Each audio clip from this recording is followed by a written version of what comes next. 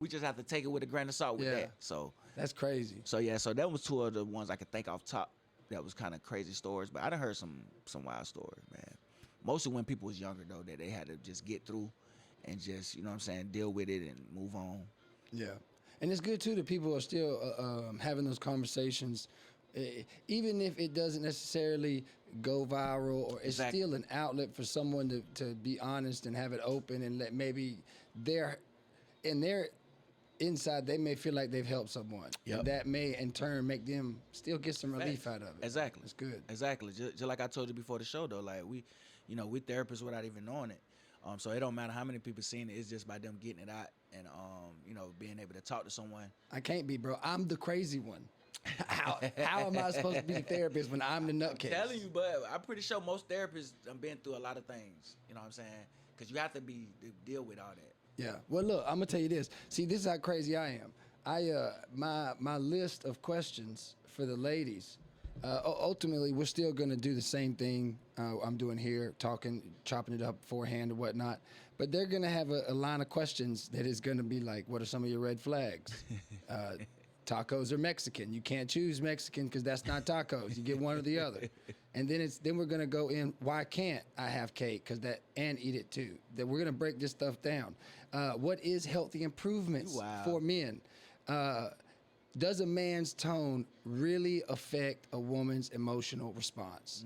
Because if I have to be accountable for where I'm at emotionally in my responsive tone, you should be emotionally responsive in receiving the tone. But, that's a conversation I'm going to have with them. And then I love them. What do we think men lack in acknowledging in relationships, vice versa, men for women or women for men? And what is the top thing they think we should understand from them? As in, what do you think men should understand from women? And any advice they can give men to be better? Wow, these some good questions. That's my narrative going for every woman. Every single one you're going to ask them questions. The same questions. I like that. I'm going to try it because you got a teacher. I'm going to have a teacher, two podcasters. I'm hoping to get Deja Cooper next week, and she'll start it off.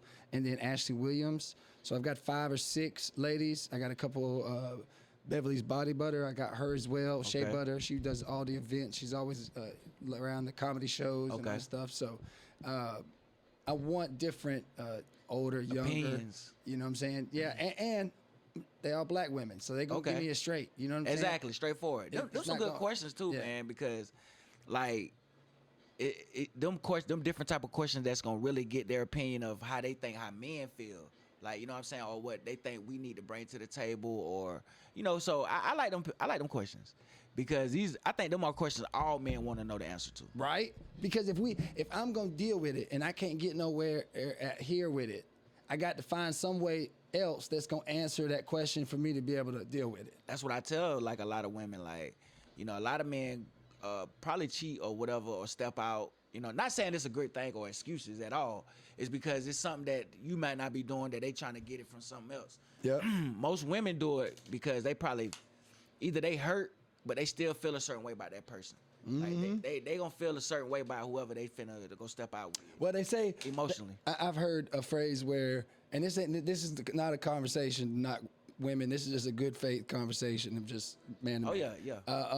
I've heard that we will hold trauma based on what our fathers or our parents will do, and they will hold on what past relationships will do. So we both fighting the trauma to be the best versions of ourselves while dealing with separate bullshit.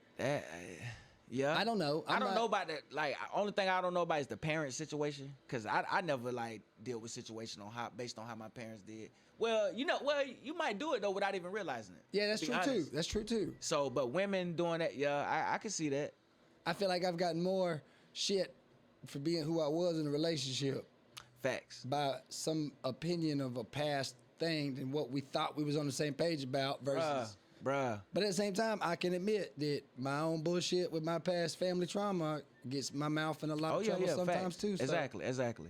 And I definitely experienced as far as like women comparing something from the past to what it is now. Yeah. They always bringing up and comparing you to the old or whatever. And I understand it because it's kind of like them having PTSD from relationships. Like, it might sound crazy because PTSD you really only normally compare with military or stuff like that.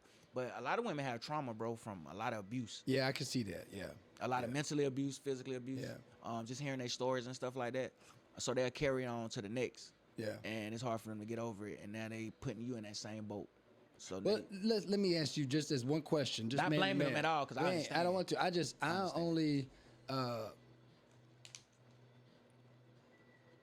I don't believe tone can be received without intent. That's the one argument in relationships that I feel like cross too many lines, that at what point if you're not allowing a man to express those fumes at some point. Not every man gets to go to the gym. Not every man gets to have sex with his wife all the time. Not every man gets to go run, gets to have an outlet. Some men are pent the fuck up. You know what I mean? And if they don't have a way to let out some of that steam, it's going to come out in their tone. That don't necessarily mean they trying to be full-fledged aggressive. So there's a narrative there that I'm curious about, because I am a loud individual. And I do get caught up in certain situations at work, certain situations, relationship in the past, where my tone fucks up a whole good thing.